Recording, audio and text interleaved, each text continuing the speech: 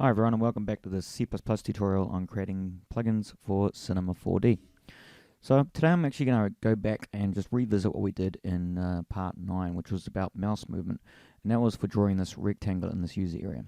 I've got some feedback saying that it was maybe a little bit confusing about how that worked, so I'm just going to revisit that and actually change the way that we do this here. So here I am inside of test user area, and we're inside the input event. So in the input event, when a user clicks in that user area, it comes in and we're checking again that it fits a mouse and if we've got the left mouse button clicked. And then we'll be in here. And then we're going to be, at the moment we've got this while loop where we're looping over it to get all the input events. And we're doing it by checking the input state directly in here. And then we're only breaking out of this loop if basically the person lets go of the mouse. And that's essentially what this does. When the user mouses up, then the input value is going to be false. It's going to be 0. There's going to be no input because you let go of the mouse. But I'm going to change this a little bit to make it a little bit easier. Now there is a way to do this in Cinema 4D that is actually the standard way to do it. But when I was doing it yesterday, I skipped over that. So I'm just going to find that now. Developers, I need to go to documentation.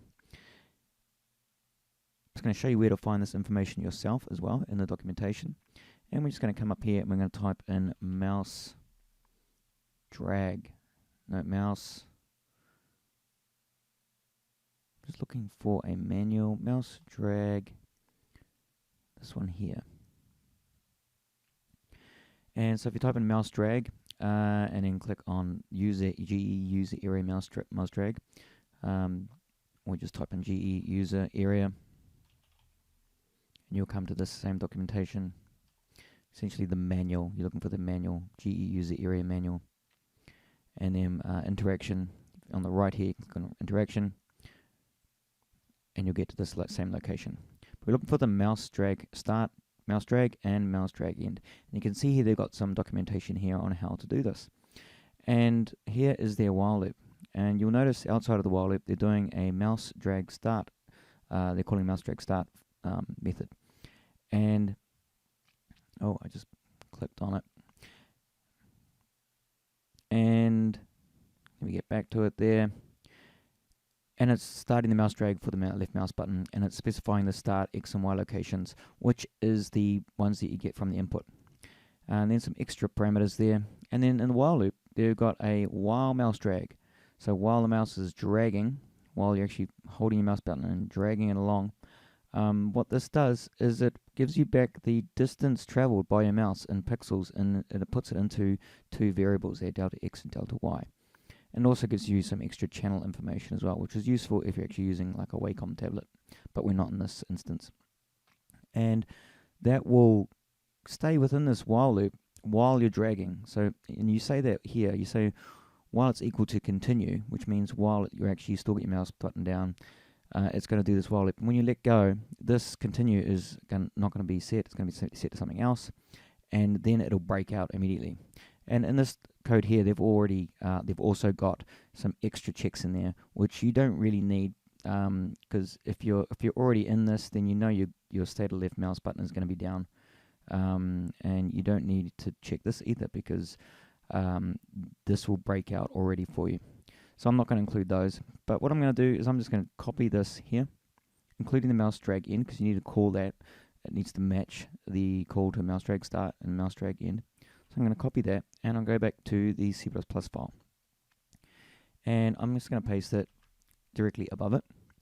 And the start X and start Y is the MX and MY location. So I'm just going to put that in here, and it's taking floating values. So this again is casting those integer values into floating values. That's what this is doing here.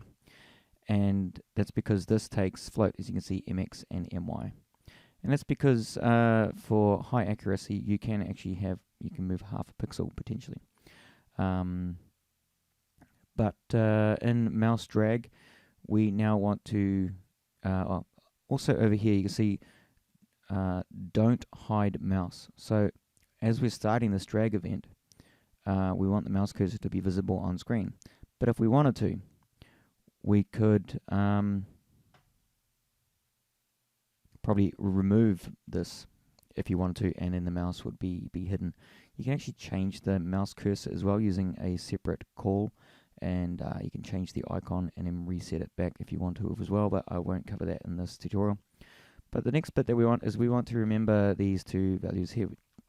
Now those two are also floating values, so we need a place to store those. So I'm just going to go up here and type float delta, I'll just copy it, delta x, and float delta y. And then we're passing in those, we're passing in reference to those, we're passing them in as pointers. So we're putting the ampersand there, and it's going to pass that in, so MouseDrag takes it in as a pointer. And it's able to change these and set them to the values as you're dragging your mouse. And we want channels, a place to store the channels. That's a base container.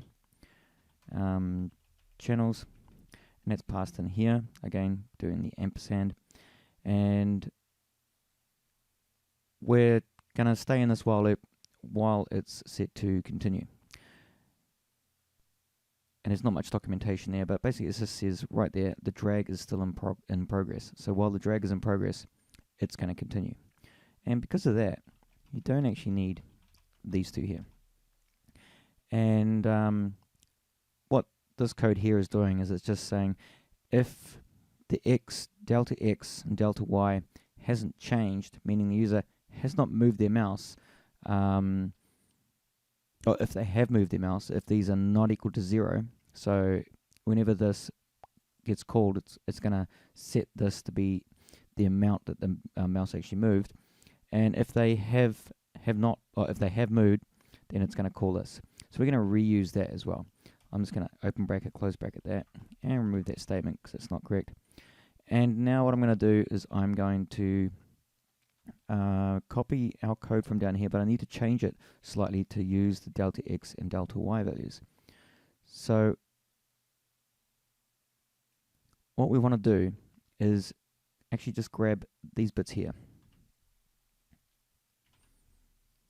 And I want to add the delta x to my last x location.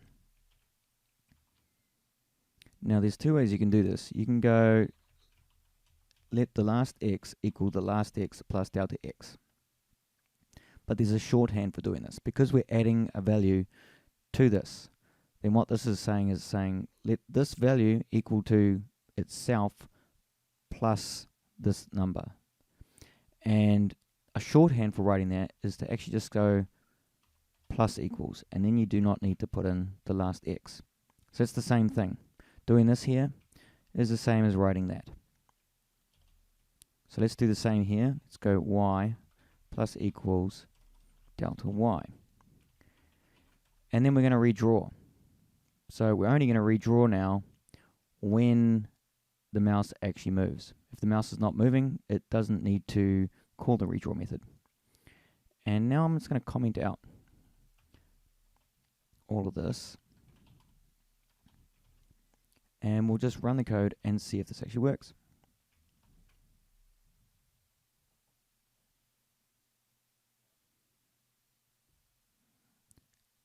Style guide issue there. It actually wants to be a return on there. Just looking at the errors here. And this should actually be cast back to an int. And I'll just fix up these two warnings as well while we're here, just to keep the Cinema 4D style guide happy.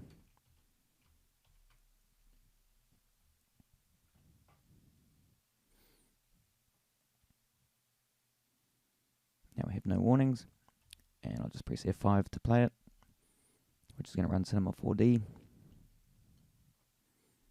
And I'll go back to the test user area, and I'm just going to put a breakpoint right here by pressing F9.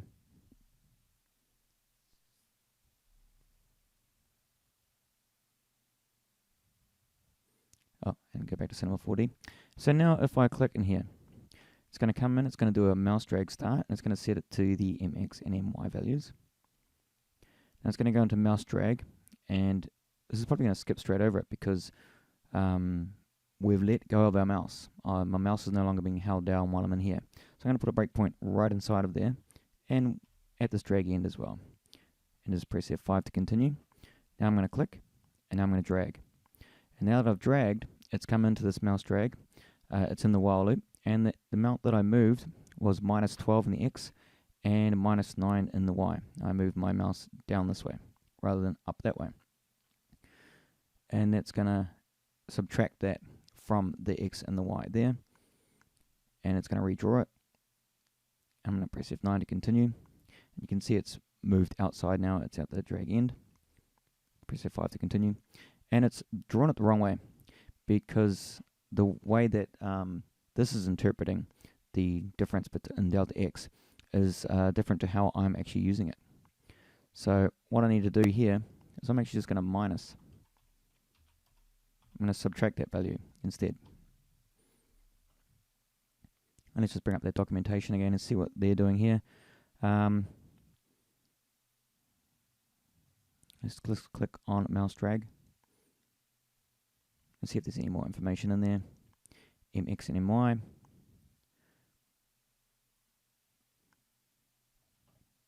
Right, there's no additional information on the actual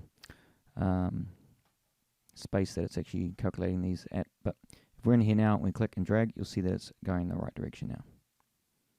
And I let go of the mouse, and now it's exited that while loop. Okay, so I'll just press F5 again, and I'll draw, and then I'm going to drag my mouse way out over here and let go. I've let go.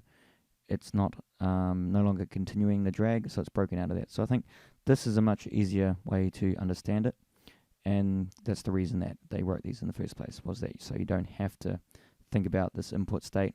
You don't have to think about checking this value. And so I'm happy with that code now. So what I'm going to do is I'm just going to delete the old way that we had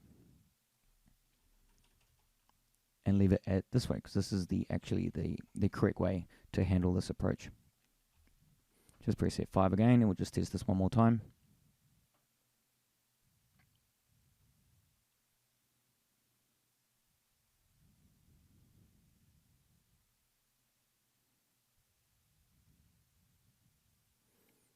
And now you can see that that's working as it was before.